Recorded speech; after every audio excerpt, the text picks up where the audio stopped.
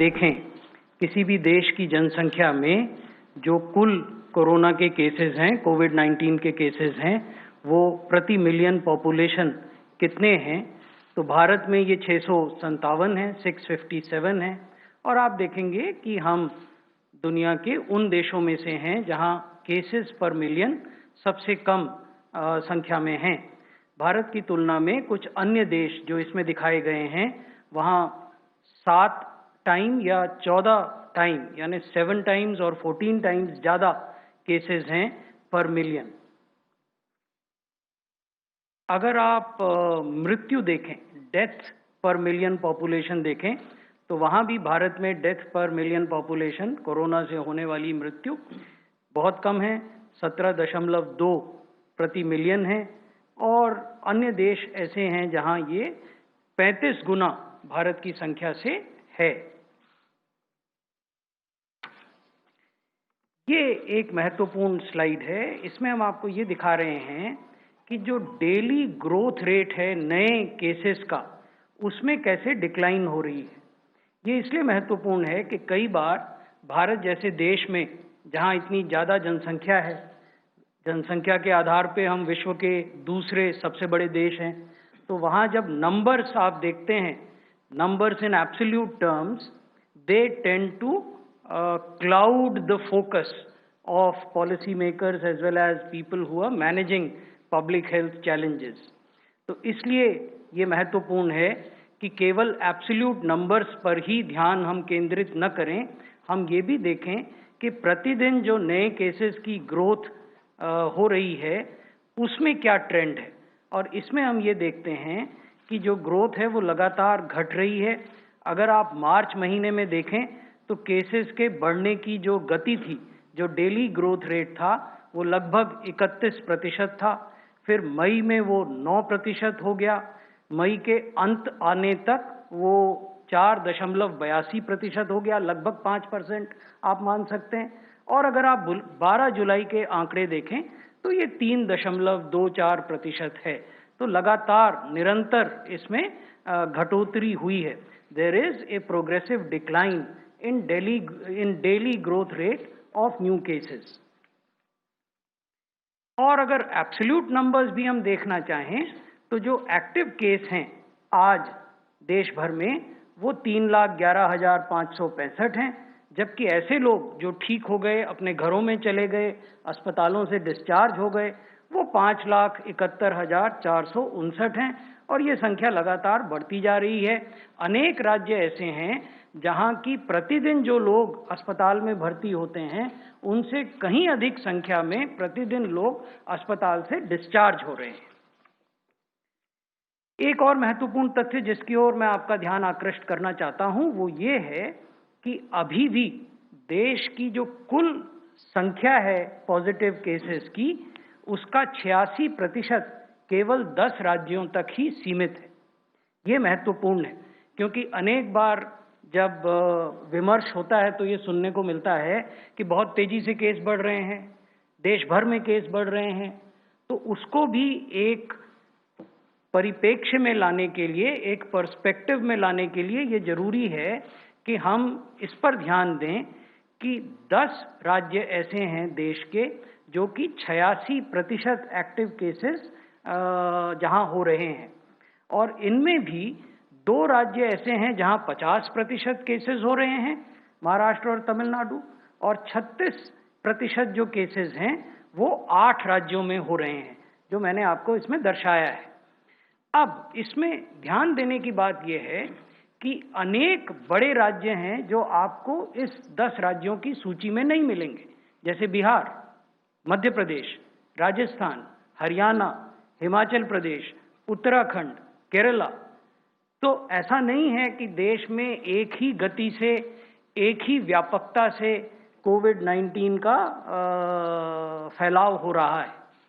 तो 10 राज्य ऐसे हैं जहां 86% केसेस हुए हैं। अब ये महत्वपूर्ण स्लाइड है जिसकी ओर मैं आप सबका ध्यान आकृष्ट करना चाहूँगा। इसमें हम दिखा रहे हैं कि कैसे रिकवर्ड केसेस का ग्राफ और एक्टिव केसेस का ग्राफ बिहेव कर रहा है।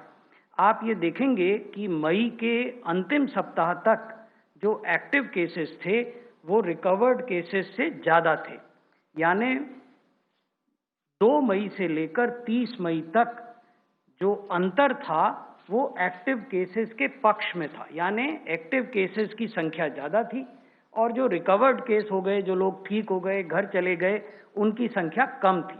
लेकिन उसके बाद से ये जो अंतर है ये बढ़ता जा रहा है और आज की तारीख में जो रिकवर्ड केसेस हैं वो 1.8 टाइम्स हैं एक्टिव केसेस के। यानी 1.8 गुना ज़्यादा मात्रा में लोग रिकवर हुए हैं। रिकवरी रेट किस प्रकार से चल रहा है ये हम इसमें आपको दिखा रहे हैं। आप ये नोट करेंगे कि मई में रिकवरी रेट लगभग 26-26.5% था। फिर मई के अंत तक वो लगभग 48% हो गया और जुलाई आने तक 12 जुलाई तक वो 63% है। ये राष्ट्रीय रिकवरी रेट है, देश का रिकवरी रेट है। लेकिन 20 राज्य ऐसे हैं आज भी जिनका रिकवरी रेट राष्ट्रीय औसत से कहीं अधिक है।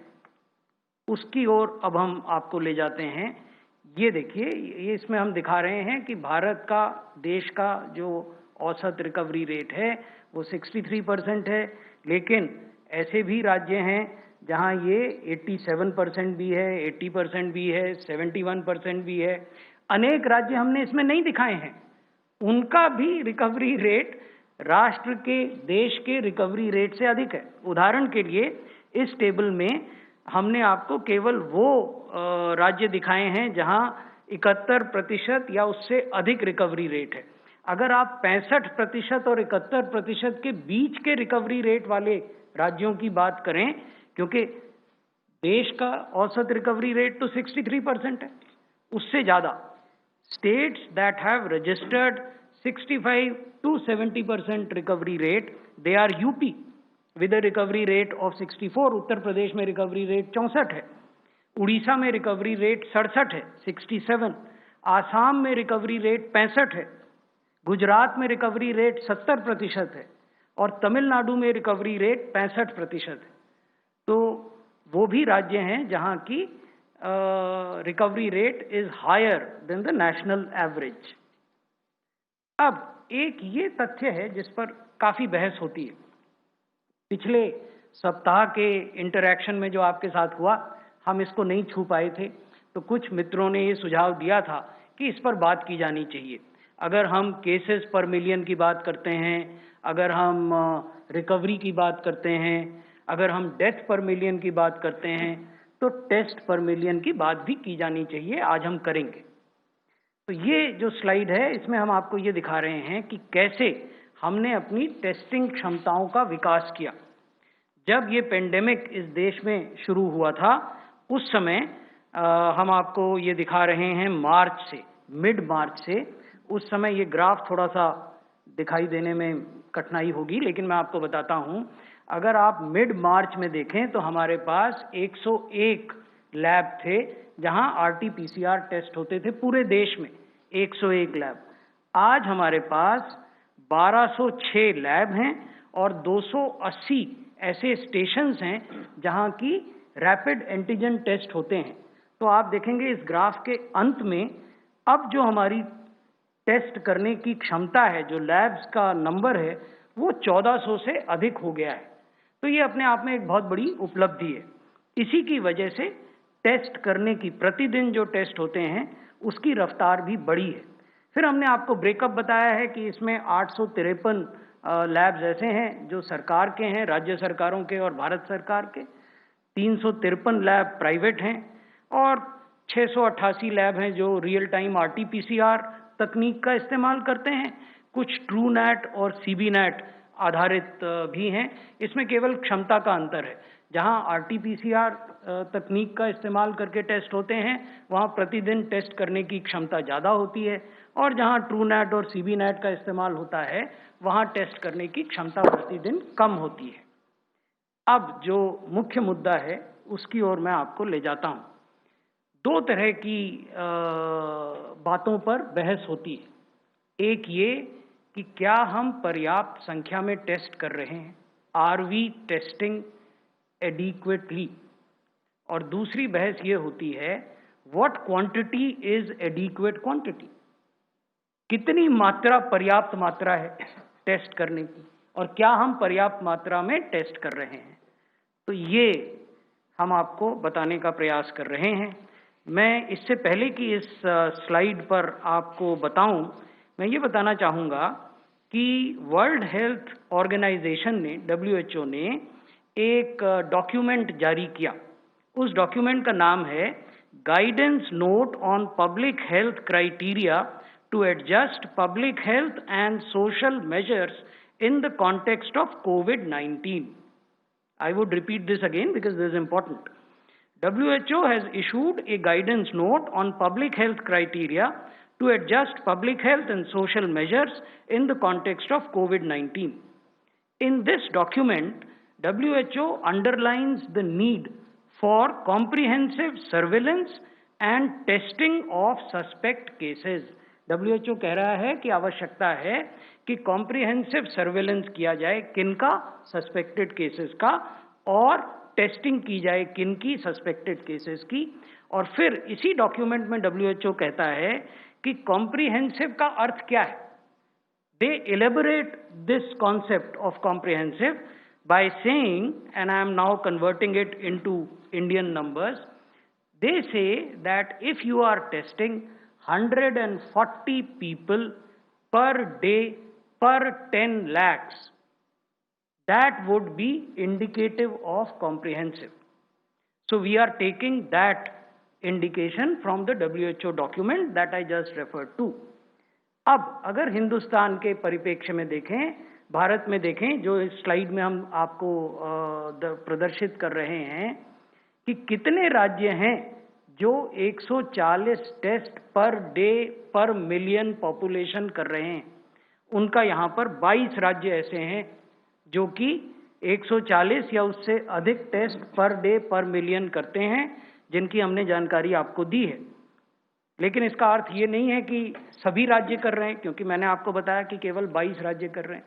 तो हमारा परामर्श मंत्रालय का, स्वास्थ्य मंत्रालय का परामर्श राज्यों को और केंद्र शासित प्रदेशों को है कि हम सबका प्रयास ये होना चाहिए कि हम टेस्टिंग को इतना बढ़ाएं कि वो WHO द्वारा इंगित किए गए इस मापदंड की तरफ बढ़ सके। तो ये मैं आपके संज्ञान में लाना चाहता था। ये अंतिम स्लाइड है जिसमें हम ये बता रहे हैं कि आगे का रास्ता क्या है। अनेक फोरम्स में जो हम राज्यों से परामर्श करते हैं, उसमें हम कहते हैं कि अभी भी आवश्यकता है कि कंटेनमेंट पर काम किया जाए, कंटेनमेंट एरियाज़ को बेहतर तरीके से निर्धारित किया जाए, वहाँ बेहतर इम्प्लीमेंटेशन हो, टेस्टिंग को बढ़ाया जाए और क्लिनिकल मैनेजमेंट ज़्यादा एफिशिएंट, प्रभावी तरीके से किया जाए, ताकि ऐसी मृत्यु जिससे बचा जा सकता है उससे बचा जाए। हम ये भी कह रहे हैं कि जब आप किसी भी कंटेनमेंट एरिया का निर्धारण कर लेते हैं तो ये आवश्यक है कि उस कंटेनमेंट एरिया के भीतर आप हाउस टू हाउस सर्च करें एक्टिव केसेस के लिए, और उनमें उनके लक्षणों के अनुरूप अगर उन्हें फिजिकली वहाँ से हटाकर किसी कोविड केयर सेंटर या अन्य हेल्थ केयर फैसिलिटी में ले जाने की आवश्यकता है ताकि वो संक्रमण को, इन्फेक्शन को न फैलाएं, तो वो भी हमें करना चाहिए। हम ये भी कह रहे हैं कि अगर आप टेस्ट बढ़ाते हैं, जो कि मैंने अभी आपको दिखाया WHO का मापदंड और कितने राज्य उस मापदंड पर खरे उतर रहे हैं, अगर आप टेस्ट बढ़ाते हैं तो इस बात की संभावना रहेगी कि आप केसेस को पहले पकड़ पाएं, अर्ली डिटेक्शन कर पाएं, और अगर आप पहले डिटेक्ट करेंगे तो पहले इलाज करेंगे और लोग बेहतर होकर घर जा पाएंगे। हम ये भी कह रहे हैं कि हमें अभी भी लगातार अपनी हेल्थ केयर फैसिलिटीज़ को अपग्रेड करने की आवश्यकता है। ICU बेड्स बढ़ाने की आवश्यकता है, ऑक्सीजन बेड्स बढ़ाने की आवश्यकता है, कोविड केयर सेंटर्स बनाने की आवश्यकता है। अलग अलग राज्यों में इन्फेक्शन का बर्ताव अलग अलग है। जैसे अगर आप दिल्ली में देखें तो आज हमारी अधिकांश बेड्स खाली हैं, लेकिन उसका अर्थ ये नहीं है कि सभी राज्यों में ऐसी स्थिति हर समय बनी रहेगी। तो इसलिए पहले से तैयारी करके रहने की आवश्यकता है, जो हम प्रत्येक राज्य सरकार के संज्ञान में लाते हैं।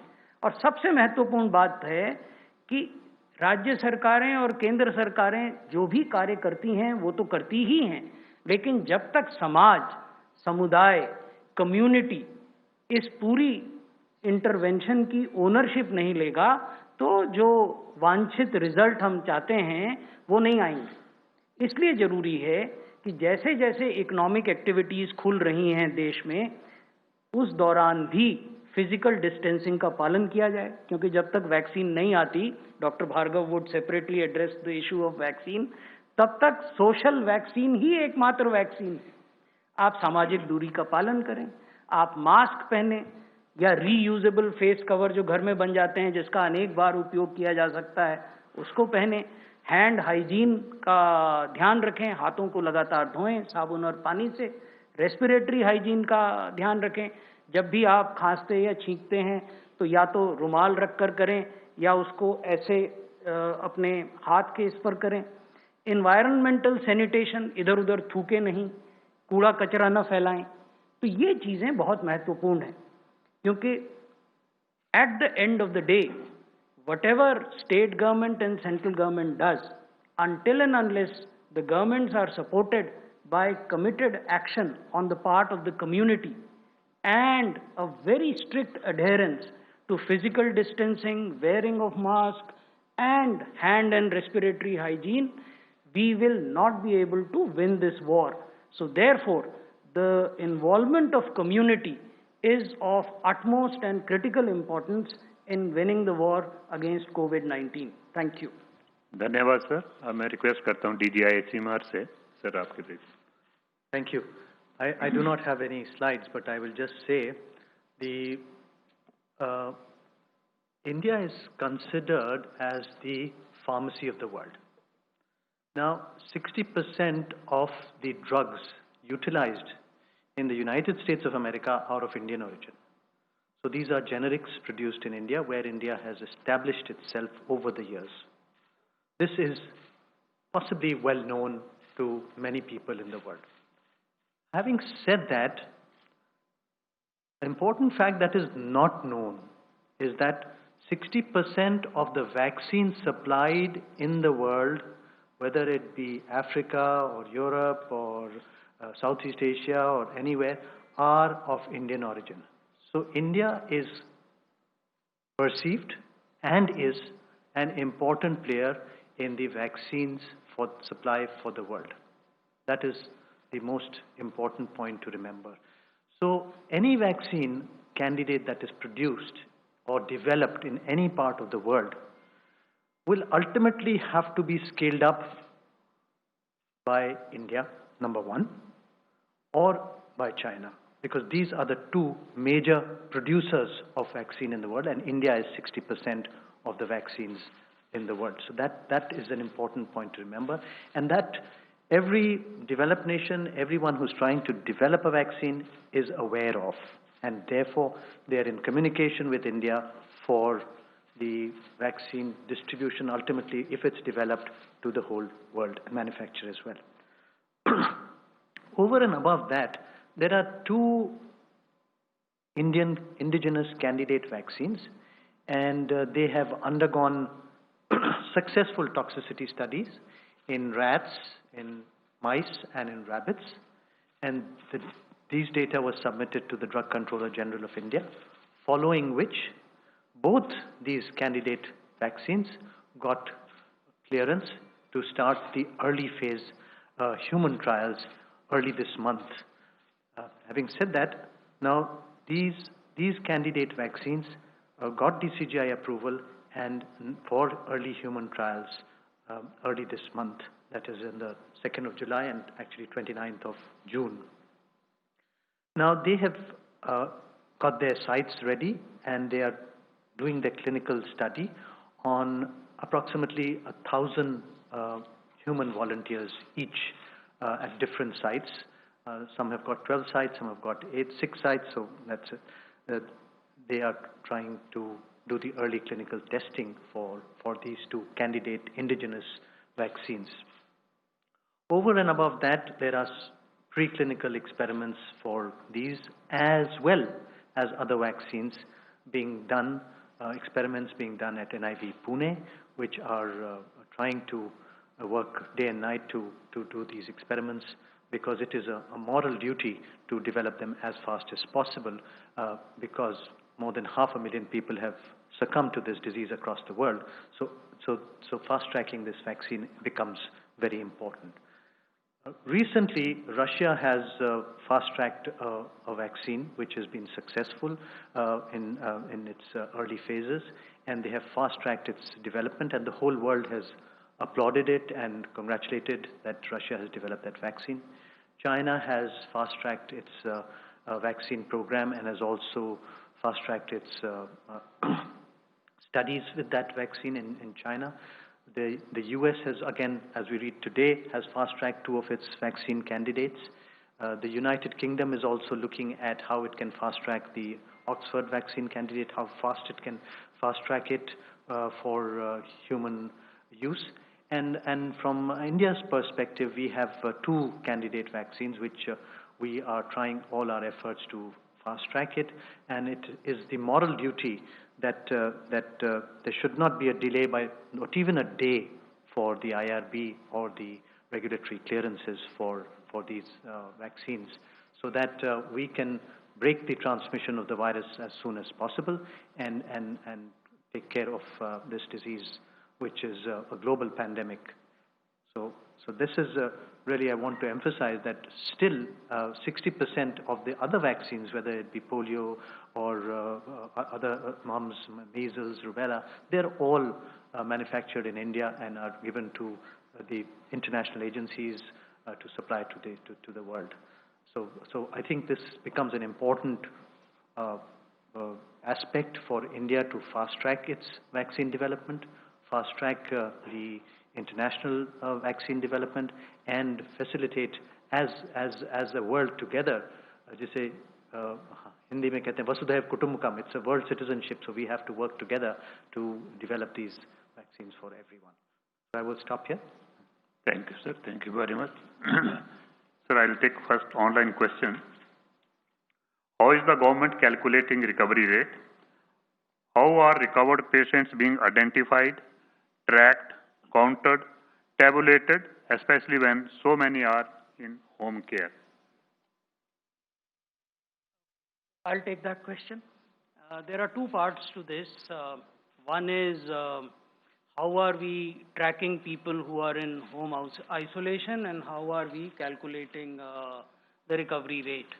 The recovery rate is calculated, as we have shown you in the presentation, based on the total number of people who were hospitalized. When we say hospitalized, it has 2 categories.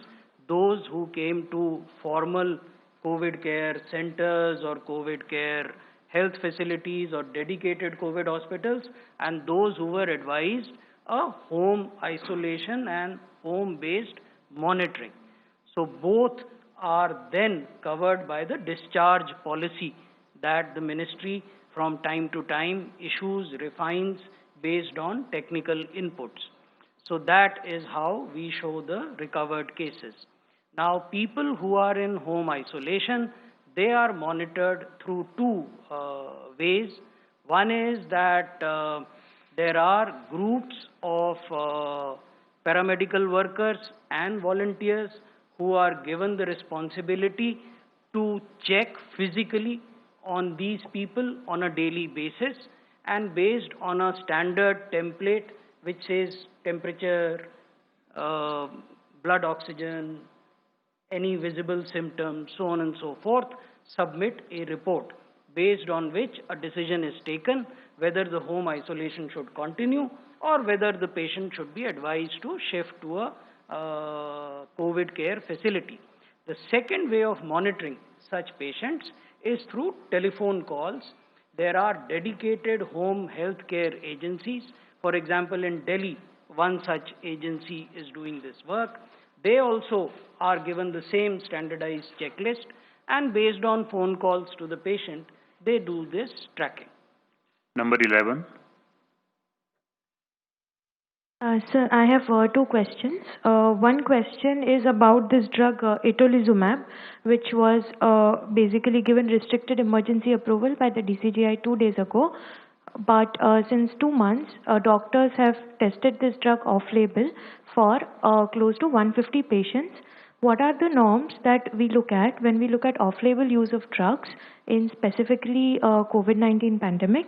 Because in Drugs and Cosmetics Act, basically we are not allowed to promote such drugs or market such drugs which are used off-label. And how is it different from restricted emergency approval? And the second question... Please just let the first question Yeah. answer. Early question. Yes. Would you? Or should I start and then you could supplement? These are two different things. First is a emergency authorization by the Drugs Controller General of India. This is a process that is available globally to all regulators. It's available to US FDA. It is available to the Indian regulator, which is CDSCO. And it is available, in Japan, in Europe, and other countries. So what does this mean? This means that based on restricted evidence submitted by the drug makers to the regulator, an emergency authorization is given, which is distinct from a market authorization. Market authorization, whenever it is given by a regulator, means that the manufacturer of that drug can freely market it. Emergency authorization means that A, it can be procured only in emergency circumstances, the treating clinician has to certify this, and the person to whom the treatment is being given has to be taken into confidence. Informed consent needs to be obtained.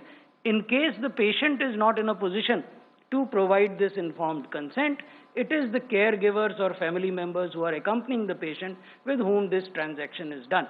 This is as far as the Drugs Controller General's part is concerned. About off-label use, its efficacy, something that you would want to say? I've really answered it. We know that in severe patients of COVID, there is a problem of a cytokine storm. So cytokines are released and they are responsible for a storm which is ultimately leads to serious conditions. There are two drugs which have been thought to be preventing the cytokine storm. One is tocilizumab and the other is itolizumab, which are being thought that they can prevent the cytokine storm. Having said that, they have not yet demonstrated mortality reduction by any trial, and therefore trials are wanting and are happening in different parts of the world to look at whether there is mortality reduction with these two drugs. Second part, I think we can take later, this number 9 now.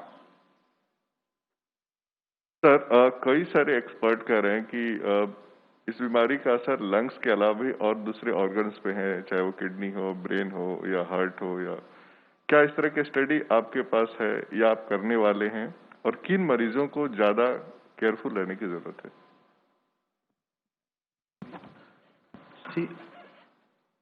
जैसे आपने कहा, it causes pneumonia. That is the most commonly, but it can affect other organs like the liver, the kidneys, the heart, the blood vessels, causing clots and thrombus formation, which is a very important complication of COVID, that clots form, and these clots can go into the lungs and then ultimately block and cause pneumonias and prevent the oxygen exchange in the lungs. And that is why in most of the treatments it is recommended and it is standard of care to give blood thinners or anticoagulants or low molecular weight heparins for preventing these complications. Certain other complications have also been described in small children, that arteries get dilated and can be affected. These are being studied, and these have been studied in autopsy studies in some reports, and the clinical data is being collected and analyzed and looked at where we are having at different hospitals, and some are reporting it, and some publications are coming in different journals as far as that is concerned. 20. I think has been explained. Sir, Pooja from Z News. You have shared recovery rate. What is the fatality rate, and which state is reporting maximum number of deaths? This is also information that we regularly share since our interaction somehow had got delayed. So last week we could not share it with you. The national fatality rate is 2.6. Am I correct? It's 2.6, and it is rapidly coming down. Compared to the global case fatality rate, it's significantly lower, and there are states which have a much lower case fatality rate than 2.6. Those states that have higher fatality rate, to assist them, we have started a special intervention which is now 2 weeks old. Every week on Tuesday and Friday, the group of doctors from AIIMS, through teleconsultation and video consultation, engage the ICU doctors of treating hospitals in various states and try to resolve the problems that they are facing in saving critically ill patients. As we talk today, there is a teleconsultation which is going on. In fact, when I was coming here, I was told that today's teleconsultation that is being led by doctors from AIIMS is being attended by 3 hospitals of Assam, 4 hospitals of Kerala, 2 of Andhra Pradesh, 1 of Karnataka, 2 of Bihar, and 1 of West Bengal. So these teleconsultations are forums where treating clinicians, people who are actually attending to critically ill patients in ICUs and are facing problems, get an opportunity to talk to the topmost doctors from AIIMS New Delhi and be benefited from the advice that they give them. Thank you.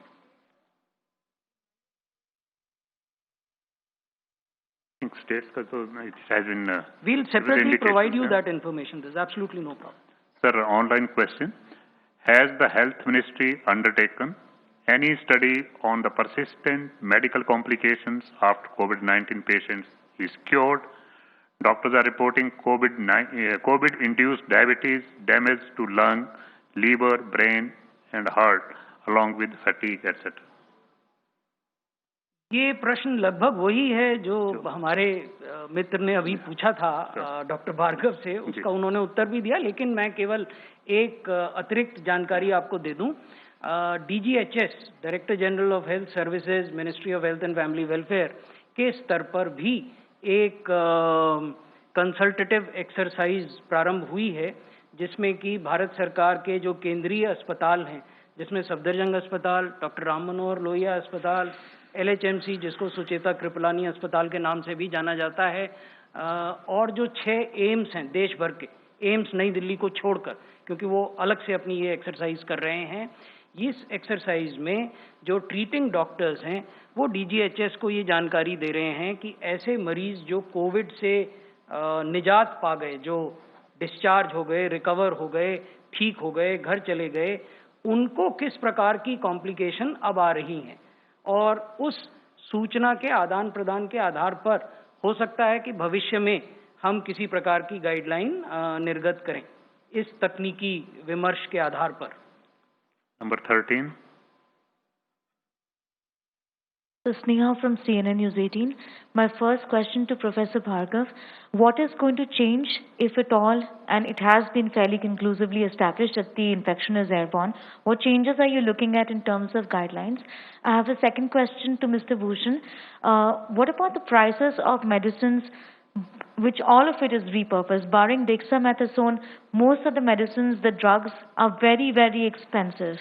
So is the government going to do something about bringing the prices down of these medicines? Okay, so we'll take the second question first, and then Dr. Bhargav can answer the other question. Drug pricing is the domain of Ministry of Pharmaceutical, and there is a organization called NPPA whose mandate is to look into this. However, this is an important question which has a bearing on public health issues, particularly issues that arise when you are treating a pandemic. Now, in that context, we must keep in mind the fact that the standard clinical protocol which has been issued by Ministry of Health and Family Welfare, which is based on advice given by technical experts and is updated and refined from time to time, establishes a standard of care. Standard of care is the standard template to which each treating doctor must adhere, and that ensures quality of care that is given to the critically ill patient and consequent recovery of that patient. Now, that standard of care clearly lays down that if the patient is suffering from mild disease, these are the medicines that will be given. In mild disease, it is hydroxychloroquine, which is easily available in the market and is cost effective. In moderate to severe disease, the standard of care lays down that the patient has to be given oxygen, preferably non-invasive oxygen, through high-flow nasal, cannula, and to be accompanied by blood thinners and anticoagulants, and cortisones, which is corticosteroids, like methylprednisolone, which is injectable, hexamethasone. These are again indigenously produced. They are also very cost effective, and some of them are even part of the National Essential Medicine list. So therefore, they are subject to price control. Even heparin, that is also. Now, there is a separate category of investigational therapy, which has also been included in the standard clinical protocol issued by us. And under investigational therapies, presently, we have plasma therapy. You have all heard a lot about it. Then there is remdesivir. Again, you have heard a lot about it. And there is tocilizumab. Now, since these are drugs which are being produced by certain specified manufacturers who are limited in number, and they are not generic drugs, therefore, they have a relatively higher price. The last time when I interacted with you, I had told you that the Drugs Controller General of India has taken proactive steps by issuing formal written guidelines to the manufacturers of these drugs that they should proactively on their website publicize certain helpline numbers where people who are desirous of obtaining these drugs could then get in touch with. I had also told you that the Drugs Controller General has also advised these manufacturers that they should publicize their distribution network. कहाँ कहाँ ये दवा उपलब्ध है, किन किन राज्यों में. So these are the actions that Government of India has taken. Government of India has also advised the states that the network of state drug inspectors must be used to ensure that random and surprise inspections are done to ensure that the drug is available and no one is hoarding it. Yeah, I'll come to your question. In terms of the COVID transmission, it is well established that it's a droplet infection. There have been hypotheses and suggestions by several scientists that there may be some airborne transmission with micro droplets. Again, it is also a droplet, and it's a micro droplet, less than 5 microns in size. But what clearly remains important is physical distancing, use of masks has to continue, and that is the most important for this transmission. Sir, another online question regarding Delhi Sero Survey. When can this survey report be made public? Had the Sero Survey been shared with ICMR Scientific Task Force? What is delaying the release of this important study? Sero surveys are fairly complex exercises. So therefore, they by definition take time. In case of Delhi, originally it was decided that sero surveillance would take 20,000 samples from 26th of June till 5th of July. But eventually, the serosurveillance ended up taking 22,800 odd samples. These are blood samples, and which are then subjected to ELISA test. So this was done till 5th of July, then the testing was done, and now the testing has finished. Presently, different kind of stratifications, for example, gender specification, age stratification, district-wise stratification of the data and its analysis is being done. The moment it is complete and it is reviewed internally and shared with ICMR and other domain knowledge experts, we will definitely share it with you as we had done with the earlier serosurveillance, which was done on a pan-national level by ICMR. Last question, 152. Sir मैं शैलेश हूँ ANI news agency से। जैसा कि आपने बोला कि vaccine का जो है डेवलपमेंट फास्ट ट्रैक किया गया है, तो कब तक उम्मीद हम कर सकते हैं वैक्सीन आने की? और दूसरा सर, तमाम स्टेट जो है अब लॉकडाउन वापस कर रहे हैं, तो क्या आपको लगता है कि जिस हिसाब से केस बढ़ रहे हैं, एक बार फिर नेशनल लॉकडाउन की ज़रूरत है? देखिए, जहाँ तक कि वैक्सीन की बात है, इसमें उम्मीद है और प्रयास है और कर्म है इस पवित्र कार्य में, जो हम लोग कोशिश कर रहे हैं कि जल्द से जल्द हो और एक दिन भी वेस्ट ना हो रेगुलेटरी में या अप्रूवल में, एथिक्स में, without compromising on the science and the quality and the ethics part of it. That is as far as the vaccine development. दूसरे हिस्से का मैं जवाब दे देता हूँ। हमने सभी राज्यों को, मैं आपका ध्यान आकृष्ट करना चाहूँगा, अंतिम स्लाइड जो मैंने आपको दिखाई थी कि आगे का रास्ता क्या है, हमने सभी राज्यों का ध्यान इस ओर आकृष्ट किया है कि जो कंटेनमेंट के एरियाज हैं, यानी आपके यहाँ जिन भौगोलिक क्षेत्रों से पॉजिटिव केसेस आ रहे हैं, अगर आप वहाँ स्ट्रिक्ट कंटेनमेंट और पेरीमीटर कंट्रोल लागू नहीं करेंगे तो केसेस के बढ़ने की संभावना रहेगी। हमने ये पाया भी है। अनेक शहर, अनेक जिले जहाँ चीज़ें नियंत्रण में आती हुई दिख रही थीं, वहाँ जब एफर्ट्स थोड़े स्लैकन हो गए तो पॉजिटिव केसेस बढ़े। लोगों ने भी जो फिजिकल डिस्टेंस है उसका पालन या मास्क पहनने का और अन्य जो प्रिवेंटिव स्टेप्स हैं उनका पालन नहीं किया। इसलिए ये आवश्यक है कि जब जब किसी भी क्षेत्र से कुछ संख्या में एक साथ पॉजिटिव केसेस आते हैं तो उस क्षेत्र को कंटेनमेंट के रूप में निर्धारित किया जाए, घोषित किया जाए और वहाँ कंटेनमेंट की कार्रवाई पूरी दृढ़ता से की जाए।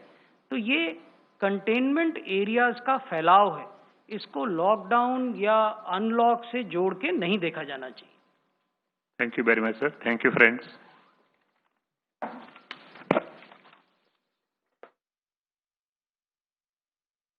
All right, that's the briefing there coming in from the Health Ministry at a time where we're looking at the number of cases they're crossing the 9 lakh mark. However, very important announcements they're being made by the government at this point, also reiterating that the deaths per million is less as compared to the other countries, and there has been 50% cases that are only coming from Tamil Nadu and Maharashtra, while the recovery cases are 1.8 times more the active cases. So a lot of positive aspects there as well. The recovery rate has been higher. The deaths per million is also extremely less. And in terms of the testing capacity, we have been testing rampantly at this point. The testing capabilities have been drastically increased. Since mid-March, there were only 101 labs all over the country, and now there are more than 1,400 labs that are currently testing. The Health Ministry there also highlighting how much testing is being done in accordance to the WHO guideline as well, and also spelling out the road ahead and what is really required at this time to further deal with this pandemic, which also includes the need to focus more on the containment areas, the need for more clinical management, and also hygiene and environmental sanitization, which is extremely important, while also giving some details about the 2 candidates for the indigenous vaccine and how the clinical trial will take place very soon. With that, we are slipping to a very short break. Back in just a bit.